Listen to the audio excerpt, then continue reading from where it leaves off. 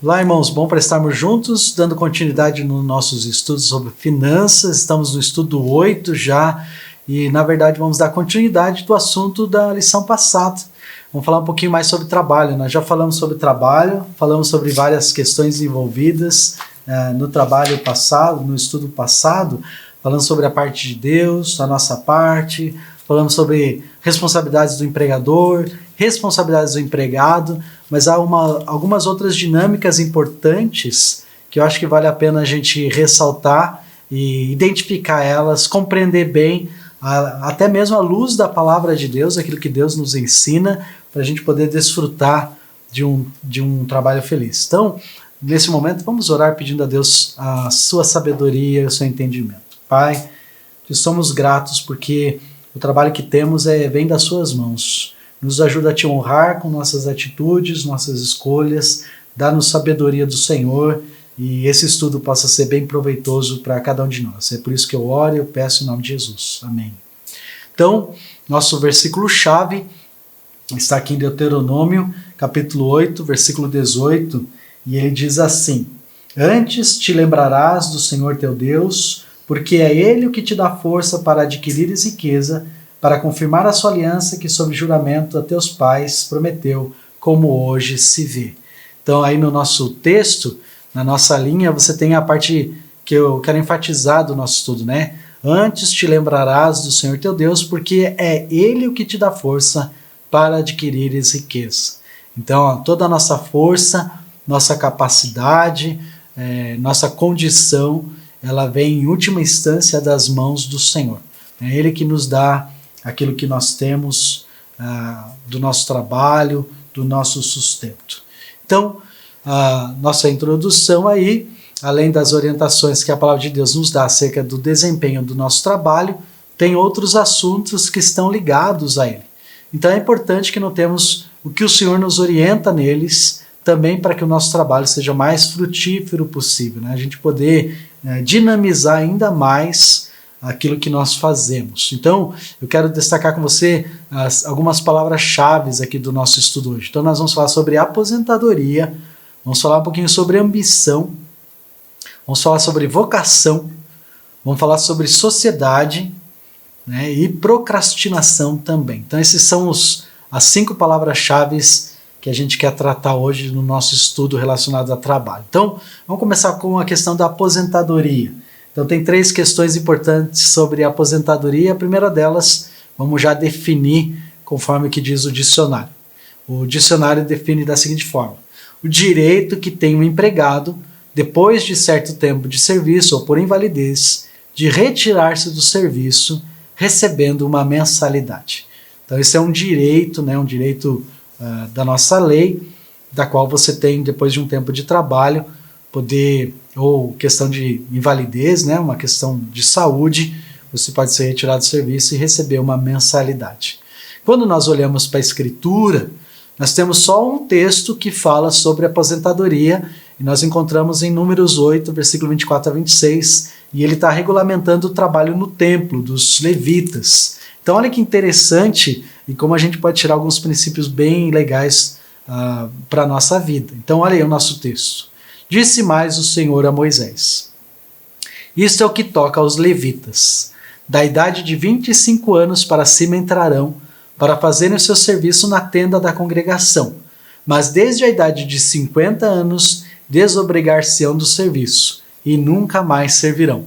Porém, ajudarão seus irmãos na tenda da congregação, no tocante ao cargo deles. Não terão mais serviço. Assim farás com os levitas quanto aos seus deveres. Então vamos pegar esse texto e vamos entender alguns detalhes aqui bem interessantes. Primeira coisa é que essa é uma referência específica ao trabalho dos levitas no tabernáculo, depois se estendendo para o templo, e da onde a gente tira alguns princípios também que a gente pode aplicar para o nosso viver, alguns elementos aqui da prática que eles tinham que a gente pode aplicar para a gente também. Então a primeira coisa, nota que interessante, havia uma idade mínima, né, para começar o trabalho, 25 anos, e a idade máxima de 50 anos para o trabalho ativo no tabernáculo.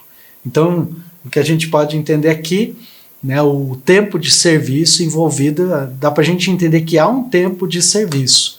Até por isso, você está vendo aí 25, existem algumas discussões que Jesus, pela tradição, diz que ele tinha 30 anos quando começou o seu ministério, mas alguns estudiosos até falam que pode ser de 25 a 30, por causa do trabalho dos sacerdotes, do trabalho no templo.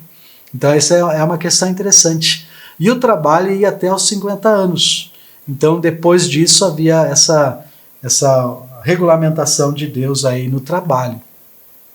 Também, agora interessante que você vê, contudo o aposentado ele não deveria se afastar totalmente do trabalho. Então aquela ideia de que agora eu não vou fazer nada, vou botar meu rider e não vou me envolver com mais nada, não é bem correto à luz daquilo que Deus ensina. A ideia é que ele passaria para ajudar os seus irmãos. Então ele não teria a obrigação, as regulamentações obrigatórias, mas ele estaria ali junto com eles, provavelmente como um orientador, talvez treinando os mais novos, supervisionando, aconselhando, ajudando no trabalho que precisava ser feito, coordenando, tendo a maturidade, a experiência de todo o trabalho, pegando talvez aqueles mais novos que estavam chegando com 25 anos, dando eles a capacitação para fazer melhor o trabalho. Então você vê que isso é uma coisa bem interessante, né? A maneira como é encarado. Outra questão importante aqui é como o povo recebeu a ordem de tratar o ancião com respeito e honra, da maneira como devia ser tratado. Infelizmente, parece que na nossa cultura tem caminhado cada vez mais para achar que pessoas que estão aposentadas não têm mais valor ou significado.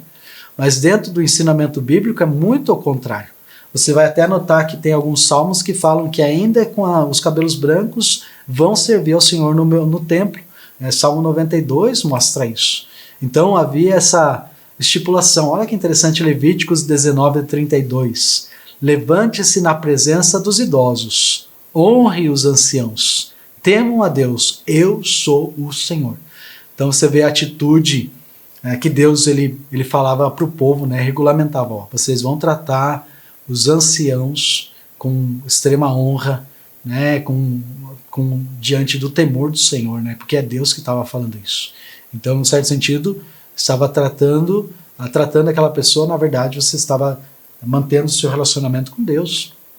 Deuteronômio 22:15, Provérbios 31:23, aos anciãos era dada a incumbência de serem os juízes do povo.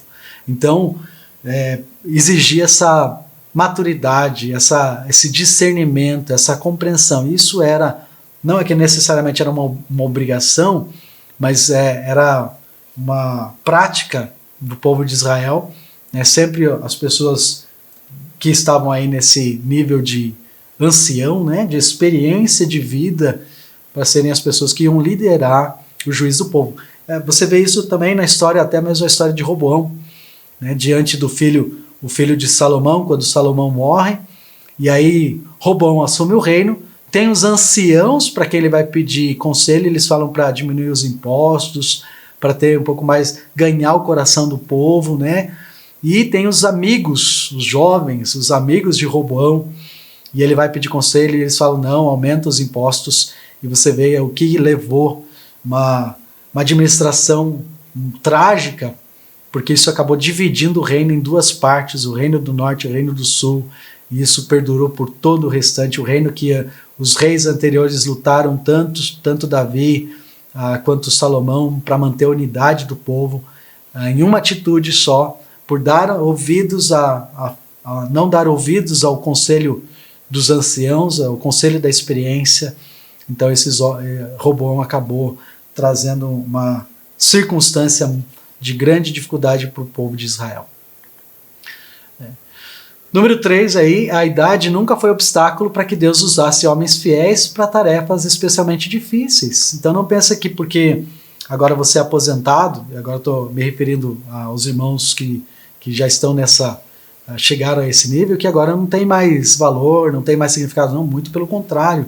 Há muita coisa sim que você pode fazer, há muita coisa boa que você pode servir ao Senhor. Por exemplo, aqui, olha as ilustrações da Bíblia. Moisés, quantos anos ele tinha quando ele começou para quando ele recebeu a tarefa de tirar o povo do Egito e liderar eles para fora da Terra Prometida, né, você vai encontrar ele com 80 anos. E ele vai servir ao Senhor até os 120 anos. Outro lá, quando Josué assumiu a liderança do povo, possivelmente, no mínimo, ele tinha cerca de 60 anos. Então você está vendo pessoas que poderiam dizer, não, isso não é mais para mim, deixe os jovens fazer isso. Olha, negativo. Foram essas pessoas que Deus chamou e incumbiu da responsabilidade. Olha, mais um exemplo, Caleb, ele parou de guerrear ao lado de Josué quando ele completou 85 anos de idade, ou seja, quando ele estava com 85 anos é que ele chega para Josué e fala, olha, eu fiz o meu melhor, eu dei o meu melhor, e agora eu quero ter o tempo, né, o descanso, e aí ele pede a parte dele. Você pode encontrar essa história em Josué, capítulo 14, versículo 10. Mas até esse dia, com todo o empenho, com toda a dedicação, Caleb, ele lutou junto com os soldados, foi para as guerras, foi para as batalhas, e enfrentou essas batalhas com todo o vigor. Então, você nota dentro da visão judaica, até estava vendo um vídeo, alguém me mandou esses dias, mostrando um judeu explicando, algumas pessoas dizendo, o ano já acabou, né, vamos só esperar o Natal, que venha 2021. E ele estava explicando, dentro da visão judaica isso não existe. Um judeu ele vai fazer o máximo com o tempo que Deus lhe permite, porque o tempo que Deus permite é o tempo que ele tem para fazer o seu melhor. Então isso é bem interessante para notar a perspectiva. Às vezes a gente pensa, não, mas só faltam mais 4 meses. Olha, ainda faltam 4 meses, ainda faltam 5 meses, 6 meses, seja o que for para o final do ano. E aí você vai fazer isso como? Não, vamos fazer com toda a dedicação, independente do tempo, até mesmo com a nossa idade. Enquanto Deus nos dá força, se nós estamos aqui, é para um fim proveitoso. Então essa visão evolucionista de que ficou velho, não tem mais serviço, isso não encaixa com a visão de Deus dentro da palavra. Se você tem condições, fazer seus estudos, né, investir a sua vida, ser proativo, isso é muito importante, isso honra a Deus sim, tá bom? Muito bem, número 4 aqui, Deus demonstra claramente a sua vontade de que os anciãos diminuam o ritmo ou mudem seu tipo de trabalho para um menos intenso. Então envolve discernimento, né, envolve entendimento da condição física, né, não tem aquele vigor, aquela condição, tem que ter sabedoria, né? A ideia não é começar para fazer coisas malucas, mas reconhecer, olha, há uma outra dinâmica, mas eu ainda posso fazer coisas, ser industrioso com a condição que você tem, com a capacidade que você tem, poder reconhecer isso. Então Deus até mesmo reconheceu isso, né? Deus fala, com 50 anos agora você para e você começa a ser um ajudante. Em vez de você carregar as panelas, agora manda os jovens carregar a panela. Em vez de você ter que fazer o sacrifício, agora você orienta eles, faz assim, faz assim. Então, aproveita isso, irmão. Aproveita essa oportunidade, coisa maravilhosa, coisa boa. Muito bem, falamos sobre aposentadoria, vamos falar um pouquinho sobre ambição. Primeira coisa aqui, eu quero tratar 2 questões. Primeira questão, as escrituras elas não são contra uma ambição positiva, quando ela está direcionada para o crescimento, para a maturidade espiritual. Então, há uma questão de contextualização, a ambição positiva. 1 Coríntios 12, 31, capítulo 14, versículo 12, você nota que nós devemos procurar os melhores dons espirituais. O apóstolo Paulo, ele exorta a igreja a procurar com zelo os melhores dons, Precisa desenvolver. 1 Tessalonicenses 4, versículo 11 e 12, devemos nos esforçar para crescer, nos manter com o nosso próprio trabalho. Então, essas características, 1 Coríntios 9, versículo 24, Filipenses 3, 13 e 14, Paulo ele se esforçava em todas as suas atividades visando alcançar o prêmio do Senhor. Então, fazer o seu melhor. Então, há uma ambição positiva, sim, há um olhar para a vida, para a perspectiva de vida, deve ter uma força motivadora para crescer, para se desenvolver, não buscando só o prêmio, chegar para ter o diploma, mas o conhecimento que vem em volta disso. Muitos educadores até falam sobre isso. Por exemplo, tem a palavra aluno, que fala sobre aquela pessoa que está só preocupada em passar na prova, o que vai cair na prova. Muitas vezes é aquele que pergunta, o que vai cair na prova, professor? Tem o estudante, que é aquele que vai um pouco além, vai além, ele estuda a matéria, ele tem o conhecimento. Tem o estudioso, que é aquele que quer realmente entender sobre o que ele está fazendo, o que está envolvido naquele conhecimento. E aí chega para ter o sábio, que é aquele que agora sabe aplicar o conhecimento. Ele não só sabe que ele sabe, mas ele aplica o conhecimento. Então, essa ideia aqui que está envolvida, né? Essa ambição positiva, eu quero conhecer, eu quero entender, eu quero saber, quero crescer, quero progredir na minha profissão, quero progredir para ser um bom profissional. Então, não há nenhum pecado nisso. Porém, há aqui a ambição negativa, né? Aquilo que Deus condena, é a ambição egoísta, aquela que tem a motivação por desejos mundanos, né, e desejos egocêntricos, que nunca se satisfaz, como eu acabei de mencionar, aquele que está sempre só procurando, não, eu quero ter um título, quero ter um grau para ser reconhecido, e essa pessoa só vive em função do futuro, né? Eu quero ter aquele emprego, quando tem aquele emprego, quero ter outra coisa, qual que é o final disso? É o túmulo, né? Porque é a única coisa que acaba restando. Então Deus não se agrada desse tipo de atitude.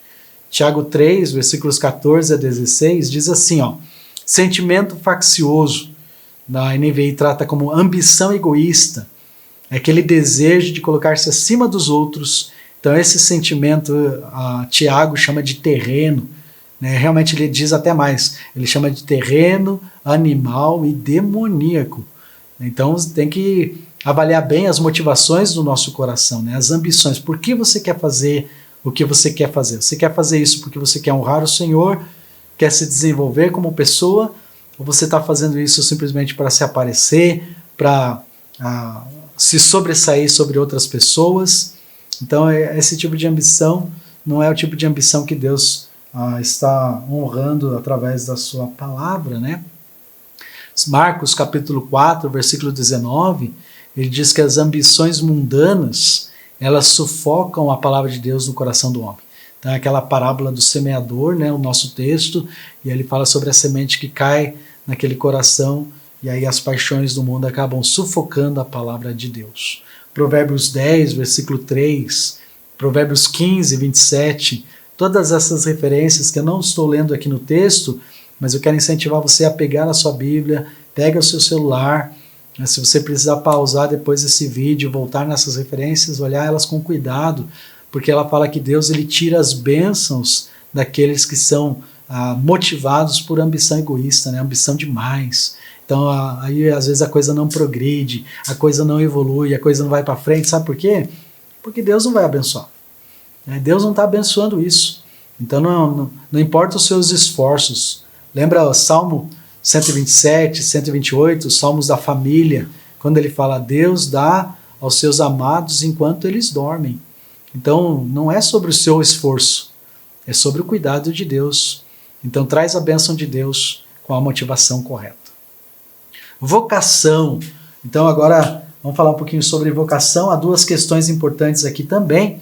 Então, nota interessante quando a gente fala sobre vocação, estamos falando sobre aquele chamamento, sobre aquela missão, aquele propósito de vida pelo qual você existe, pelo qual Deus tem permitido que você esteja aqui nesse mundo. Então nota aí, primeira coisa, vocação, Deus dá a cada um uma vocação especial que nós podemos usar no seu serviço, bem como para a nossa manutenção pessoal. Então há um objetivo pelo qual Deus tem você aqui nesse mundo, Deus tem mantido você aqui nessa vida. Efésios, interessante para ver Efésios capítulo 2, versículo 10, a gente vai olhar esse versículo já, os detalhes dele, mas olha o que diz o versículo. Pois somos feitura dele, criados em Cristo Jesus para boas obras, as quais Deus de antemão preparou para que andássemos nelas. Então olha aí, vamos pegar alguns detalhes desse versículo. Primeira coisa, porque somos criação de Deus. Nós fomos feitos individualmente pela multiforme sabedoria de Deus. Eu não sou igual a você, você não é igual a mim, e nós somos distintos de todos os outros 7 bilhões de pessoas que estão vivendo nesse mundo. Então, quem é que nos fez assim? Deus nos fez, especialmente como cristãos, como salvos em Cristo, tem um objetivo pelo qual Ele nos colocou nesse mundo. Então, agora a gente precisa discernir qual é essa vontade de Deus. Ela está na sua palavra. Ela está na direção de Deus em nosso viver dia a dia, na sua vontade. O que eu vou fazer com a minha vida? Qual vai ser as minhas escolhas, minhas atribuições? Em que área eu vou investir o tempo que Deus me dá? Porque eu sou criação de Deus. A outra parte aqui do versículo, nós somos criados em Cristo Jesus para as boas obras.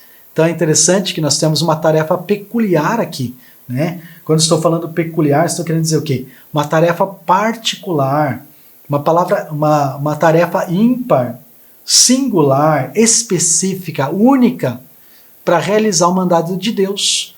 Então, onde você está, o lugar que você está, é o lugar que Deus quer que você esteja, para fazer o que você está fazendo. Por isso você deve fazer o seu melhor, como a gente viu já no estudo passado. Deus não me colocou no seu lugar. Deus não colocou outra pessoa no seu lugar. Ele colocou você aonde você está. Então, as suas habilidades, as suas aptidões, os seus desejos, a fim de cumprir a vontade de Deus. Deus está dando para você dominar os seus desejos, as suas atitudes, e poder usar isso para honrar e glorificar o Senhor.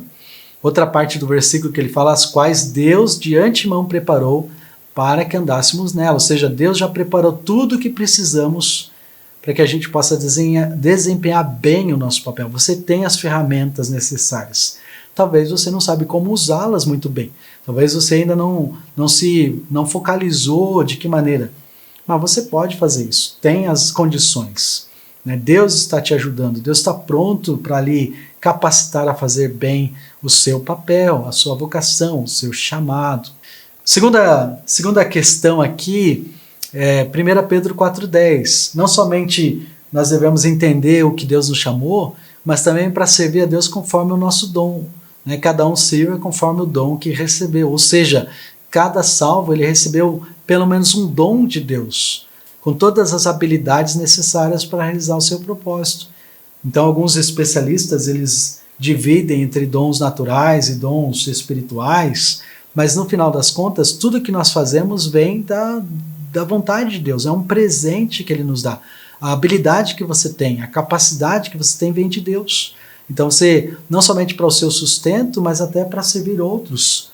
Nesse texto de 1 Pedro 4,10, ele começa dizendo, servir uns aos outros, ou seja, a sua vocação também deve ser usada para ajudar seus irmãos, para o benefício do povo de Deus, da igreja, do reino de Deus. Você tem usado os seus dons para isso também, na nossa igreja, na nossa família espiritual, talvez um conhecimento que você tem, uma habilidade que você tem. Às vezes alguém tem um problema precisa de uma ajuda com conhecimento de engenharia, e você é um engenheiro. Talvez a pessoa precisa de ajuda com conhecimento técnico, você tem esse conhecimento, você pode talvez fazer isso até por um preço muito mais em conta, ou até mesmo para algumas pessoas uma oferta de amor, dar do seu tempo, dar algo que a pessoa nunca vai poder pagar, de abençoar outros com o conhecimento que Deus tem te dado. Então isso é uma coisa importante, isso é uma coisa de grande valor no seu trabalho, até mesmo para Deus, e um benefício para a família de Deus, Muito bem, então, vamos em frente, vamos falar um pouquinho sobre sociedade, outro ponto aqui do nosso estudo. Há duas questões importantes aqui, e a primeira coisa é sociedade com incrédulos. Então a Bíblia ela é bem clara para dizer não entre em sociedade com incrédulos, não tem aliança com incrédulos. 2 Coríntios 6, versículos 14 a 17, fala bem claro sobre isso. Paulo usa várias perguntas cuja resposta é não, Que comunhão há entre Deus e o diabo? Nenhuma. Que comunhão que ligação entre a luz e as trevas? Não tem. Então, precisamos ser cuidadosos, Muitos têm violado esse princípio e sofrido financeiramente por isso. Por quê? Porque são duas mentalidades diferentes. Lembra que nós começamos nossos estudos falando sobre a economia de Deus e a economia do mundo. Então, se você tem uma sociedade com uma pessoa que não conhece Deus como seu Salvador, ela segue a economia do mundo. E você vai seguir a economia de Deus. E o que isso vai trazer? São distintos, são separados, são antagônicos, são contrários. E isso vai trazer dificuldades. E muitas vezes quem sai perdendo numa sociedade assim é o cristão. Porque diante do temor a Deus, diante das considerações, do conhecimento que você tem de Deus, você não vai querer lesar outra pessoa e muitas vezes acaba assumindo a perda, o dano sofrido. Salmo 1, de 1 a 4, Salmo 1, versículo 1, 4 e 5, fala sobre aquele homem, né, que está seguindo, ouvindo o conselho do ímpio, se aproximando, sentando. Então quem acompanha o ímpio vai terminar como ele. Então tem que tomar muito cuidado, né, com a sociedade que você faz. E com crentes, então? Então com crentes pode. Olha aí, sociedade com salvos, tenha cuidado. Seja cuidadoso. 1 Coríntios 5,11, ele diz, não se associe com o irmão que sabidamente está em pecado. Então, o nosso propósito aqui não é julgar os corações de ninguém, mas seja cuidadoso. Por quê? Porque a outra pessoa ele é um ser humano. A outra pessoa ele é um pecador, ele é falho. Então, quando você entra numa sociedade, precisa ter coisas bem estabelecidas, bem claras, documentadas até, né?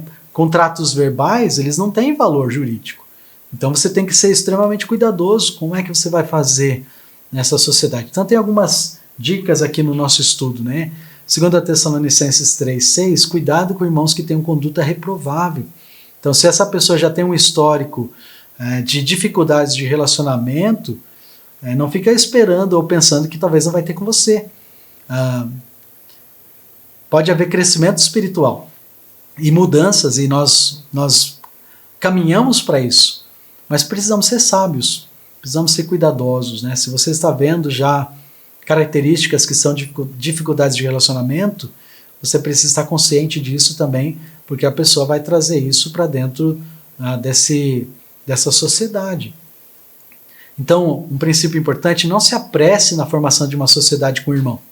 Não tenha pressa quando está, olha, vamos fazer esse negócio, vamos fazer isso junto, tem que ser amanhã, tem que ser hoje, é para ontem. Olha, se a resposta não dá para a gente esperar um pouco, a resposta é não, então você já tem a resposta.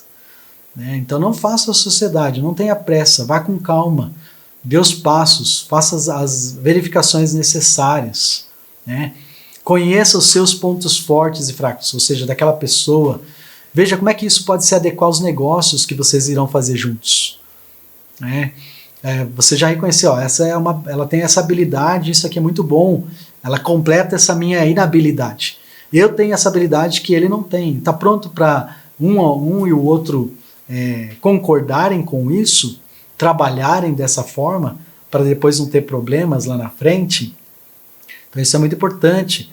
Talvez vai envolver aí, buscar um Sebrae da vida e fazer juntos explicar. Eu sei que o Sebrae faz coisas de orientação, né, para empresas novas, e durante um bom tempo ela caminha junto, depois acho que é de 4 meses, 1 ano, e aí você entra lá e eles, se você quer continuar a prestação de serviço deles, você vai pagar uma taxa, mas juntos vão ter toda a orientação, ver os lados positivos e negativos do negócio que vocês querem fazer.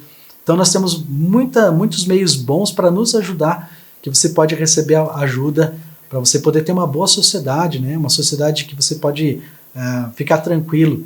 Então toma esses cuidados, não tenha pressa. Né? Coloque todo combinado, tudo acerto, os acordos num documento por escrito, antes de firmar a sociedade, especialmente quando você faz isso dentro da igreja, tá bom, irmãos? Eu acho que é muito importante a gente cuidar, zelar da unidade da igreja, para que não aconteça uma desavença, e aí daqui a pouco nós temos pessoas aí tendo que enfrentar a situação de disciplina, tendo que enfrentar uma situação aí de exclusão, por falta de sabedoria de vocês mesmos. Então, tem que ser extremamente cuidadoso, né, antes de firmar uma sociedade. Deixe isso tudo às claras. Né? É a hora de colocar os pingos nos is com amor, com respeito, com carinho, mas vamos tratar a verdade, falar a verdade em amor. Deus abençoa isso. Né? Não tem que ser melindrosos, especialmente numa sociedade. Né? Deixa isso também claro, por exemplo, ali, deixe claro também um modo de encerrar a sociedade. Tá, se a gente for diluir, como é que nós vamos fazer? Compramos esses equipamentos, compramos esses materiais. Como é que nós vamos fazer isso? Vai ser tudo vendido? Vai ser rateado? Como é que nós vamos fazer isso? Né? A gente não pensa para o mal, mas precisamos pensar porque são situações da vida. Né? E se um dos dois vem a falecer, como vai ficar a família do outro? Como vai ficar as dívidas, né, do encerramento dessa empresa? Até para a proteção de vocês mesmos. Né, fazendo uma sociedade legalmente diante da justiça, para que você possa ter um sucesso nisso, né? E olha aqui uma palavra de atenção. Eu quero colocar essa atenção bem grande aí. Se não for possível um acordo por escrito, então não, você já tem a resposta. Se você falar para ele, olha, então vamos fazer um contrato, vamos estabelecer todas as nossas responsabilidades, prerrogativas. Não, eu não quero fazer contrato, nós somos irmãos de Jesus. Olha, essa é uma boa forma de se dizer, olha, então infelizmente a gente não vai poder fazer. Por quê? Porque se a pessoa não quer se comprometer com responsabilidade, isso já está mostrando muita coisa o que pode acontecer no futuro também. Invista tempo suficiente orando, buscando a orientação de Deus antes de firmar um acordo. Então, ore seriamente diante de Deus, buscando a Deus a paz, a sabedoria, o entendimento, os princípios da palavra de Deus, né? Busca a orientação de Deus antes de firmar um acordo. Como é que busca isso, pastor? Não sei. Como é que eu busco a orientação de Deus? Será que tem que vir uma energia, um poder para me ajudar a saber o que fazer? Olha, é muito fácil. Olha aí, eu até coloquei aqui para você. Estudo 4, volta para a lição número 4, volta para a lição 4 que fala sobre conselho e tem muitas dicas, muita instrução para lhe ajudar a saber como você pode buscar a orientação de Deus, até mesmo para fechar uma sociedade. Então, seja cuidadoso, seja cauteloso. Eu tenho certeza que o nosso desejo é que vocês possam ser bem-sucedidos. Nós estamos aqui nosso desejo é que Deus abençoe as empresas dos irmãos da nossa igreja, que eles possam prosperar, que o nome de Deus possa ser ainda mais conhecido, que a obra de Deus possa avançar. Mas a gente precisa ser extremamente cuidadoso e sério, responsável, quando nós estamos tratando questão de sociedades, tá? Procrastinação. Chegamos então na última palavra-chave do nosso estudo. E o que é procrastinação? Tem 3 questões importantes aqui. Letra A, procrastinar é o hábito de, por medo ou por preguiça, deixar as coisas para mais tarde. Então é uma palavra grande, né? Não sei se você conhecia esse termo. Eu só vim a conhecer essa palavra quando eu estava no seminário. Tinha um professor que falava toda hora, procrastinar é pecado, e realmente é. Mas a ideia aqui é que porque realmente é a atitude de quem tem preguiça de fazer o que deve ser feito e não faz. Outras palavras, deixa para depois. Tenho medo de fazer isso agora, ou deixa para mais tarde. Tenho visto alguns estudos de pessoas que têm dito que é um sinal de inteligência pessoas que procrastinam. Olha, à luz da palavra de Deus não é isso que Deus ensina não, viu? Então precisa ser cuidadoso. Há algumas outras palavras para esse termo aí. Procrastinar no dicionário aparece como adiar, postergar, protelar, tardar, e aí todos esses termos que você tem aí, que estão colocados na nossa tela, né? Demorar, espaçar, prolongar, prorrogar, tudo com... Eu sei que há momentos em que a gente deve ter cuidado, a gente acabou de falar sobre seja cuidadoso, né? Não tenha pressa, mas também tem coisas que precisam ser feitas, e é nesse nível que nós estamos falando. Coisas que você sabe que tem que fazer, que precisa ser feito, e você não faz, deixa para depois, deixa para outro fazer. Então isso não é correto, especialmente quando nós estamos falando do contexto de trabalho. Letra B aqui, a segunda questão, devemos ser diligentes no trabalho. Efésios 6,7 diz, servindo de boa vontade. Precisamos trabalhar fazendo bem o serviço que nós temos para fazer. Então ser diligente fala sobre isso. Ser diligente é o contrário de procrastinar, né? É ser aplicado, ser zeloso, ser atencioso, ser esforçado, ser perseverante no trabalho que você tem para fazer bem, fazer o seu melhor, como a gente já tratou também no último estudo, quando a gente falou sobre isso. Falar sobre prontidão, eu acho que é uma palavra boa, né? Devemos ser prontos no trabalho, né? Não enrola, não espera, vai lá e faz o seu melhor, faz logo o que precisa ser feito. E olha, se você faz logo, você não precisa aquilo ficar atrás de você, te perseguindo, te incomodando. Vai lá, já faz, já está feito, já está pronto. Ele vai abrir o seu tempo para fazer outras coisas mais gostosas que você gostaria de fazer também. A Bíblia tem algumas ilustrações sobre isso. Ruth, capítulo 3, versículo 18, você vê que Boaz, ele fala que ele não vai descansar até que resolve o caso de Ruth. Ele tem que ir atrás das pessoas, tem que falar com pessoas, tem que resolver questões envolvidas com a lei, e ele diz, eu não vou descansar até que isso fique resolvido. Ele estava olhando para o bem. O caso dele era um caso que envolvia toda a questão de sociedade, mas ele vai fazer o máximo que ele pode para que a coisa seja resolvida. Também, Provérbios 24, versículo 33 e 34. Né? Aquele que deixa para depois o que deve fazer, receberá a pobreza como recompensa. Então, não adianta reclamar depois porque as coisas não acabam tendo o reconhecimento, né, ou valorização. Por quê? Porque você faz as coisas correndo, faz na última hora. Né? Não deve ser assim, né? Devemos ser diligentes. Então, seja muito cuidadoso com procrastinação, né? Seja extremamente pronto para fazer o que deve ser feito. E aqui eu quero dar algumas dicas só, algumas sugestões para ajudar você a poder vencer a procrastinação, para vencer a preguiça, a enrolação, tá bom? Então, primeira coisa, uma boa forma, comece fazendo uma lista das coisas que você precisa fazer diariamente. Então, uma boa maneira, talvez, comprar uma agenda. Tem agendas que são da semana toda. Então, você pode já planejar, por exemplo, pegando o mês, se você planeja as coisas principais que vai ter no mês, os eventos que vai ter. Né? Agora é uma boa maneira de você começar isso agora com a situação que estamos vivendo de pandemia. E aí você marcar alguns eventos que é importante no calendário. E aí ajuda você a se planejar, a se programar como que você vai fazer. Comece com o dia de hoje, o que eu preciso fazer. Pode dividir o dia em 3 partes, manhã, tarde e noite. De manhã eu vou fazer isso, de tarde isso, à noite isso. E você vai começar até desfrutar a alegria de ver progresso no que você está fazendo. Né? Você vai ver as coisas sendo feitas à medida que você faz. Né? Reveja e arranje a lista em ordem de prioridade. Então agora que você marcou todas as coisas na sua agenda, você dá uma olhada para ver o que é importante. Isso aqui precisa ser feito, não dá para adiar, tem que ser feito logo. Isso aqui dá para esperar um pouquinho mais. Isso aqui dá para esperar ter condições de poder fazer isso depois. Então, você começa a avaliar tudo dentro da ordem e estabelece uma prioridade no que precisa ser feito para ser feito. Também termine cada tarefa antes de iniciar a seguinte, mesmo que seja mais difícil ou mais chato. Se você começou uma coisa, vai até o fim. Né? Alguns dizem assim, faça as coisas, existem duas opiniões, né? Comece pelas coisas que você sabe fazer bem, que você faz rápido, para você poder pegar as coisas que você sabe que vão ser mais difíceis, que vai levar mais tempo. Eu já vi pessoas dizendo, não, comece pelas coisas que você tem menos prazer, para você poder fazer elas logo, e aí você depois ter a alegria de fazer as coisas que você gosta, para você fazer bem.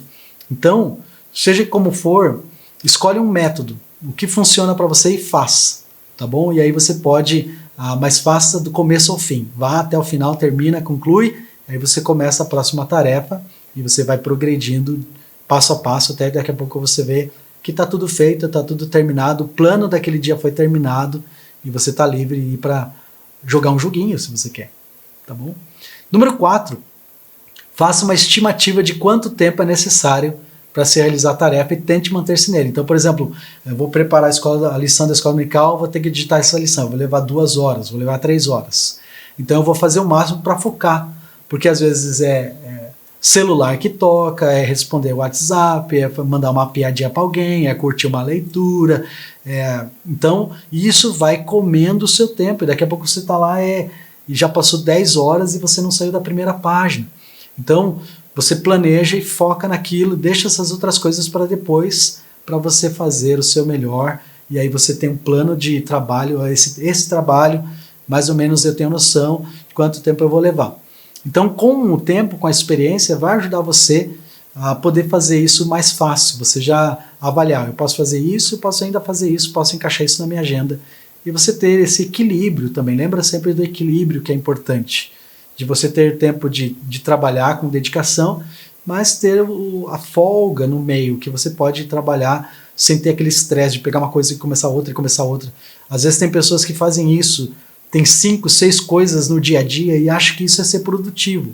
Olha, você está sendo só um ativista. Em nenhum lugar está dizendo que Deus está alegre com isso. Que Deus está feliz. Olha só, meu servo bom e fiel, porque se entope de trabalho. Não é isso. É fazer bem, fazer com diligência, fazer de modo honrado, do começo ao fim, e termina aquele trabalho e passa para o outro. Eu sei que às vezes há coisas no meio do trabalho que enchem o tempo, mas isso são muito mais imprevistos do que rotina. E na rotina você, então, focalizando isso, vai ajudar você a ter muito mais vitórias sobre procrastinação, eu tenho certeza. Isso tem sido algo que me ajuda, eu tenho certeza que vai ser uma ajuda para você também. E coloca nos comentários Se você tem feito alguma coisa que te ajuda, além dessas aqui, você pode colocar lá e nos ajuda a saber também, e pode ajudar outros e me ajudar também a gente poder melhorar. Então essa é a ideia, tá bom? E por último aqui, nosso desafio do nosso estudo, lembre-se que nada que o Senhor lhe incumbe de fazer é demasiadamente difícil, tá bom? Tudo que Deus nos pede para fazer, irmão, é possível da gente fazer. Não estou dizendo que as coisas que Deus pede para fazer são simples, mas não são coisas tão difíceis. A grande maioria, em geral, são coisas fáceis da gente fazer, não é coisa demasiadamente difícil. E olha o nosso versículo de novo, né? Ele é o que te dá força para adquirir riqueza, é Ele que te dá força. Ou seja, quem é a nossa força? Filipenses 4,13, Jesus é a nossa força. Então dependa da força de Cristo.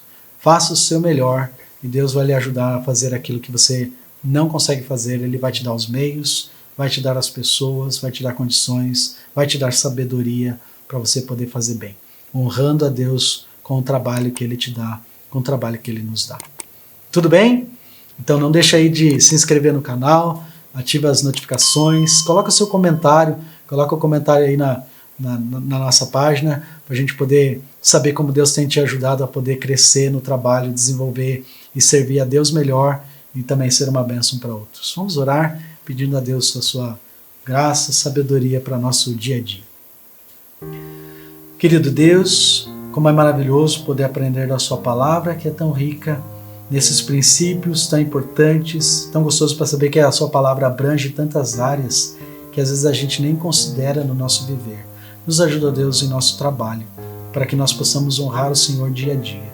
Desde já nós te pedimos, agradecemos ao Senhor pela sua força, sua graça, que é nos dada através do seu Filho, nosso Salvador Jesus. Amém. Deus abençoe.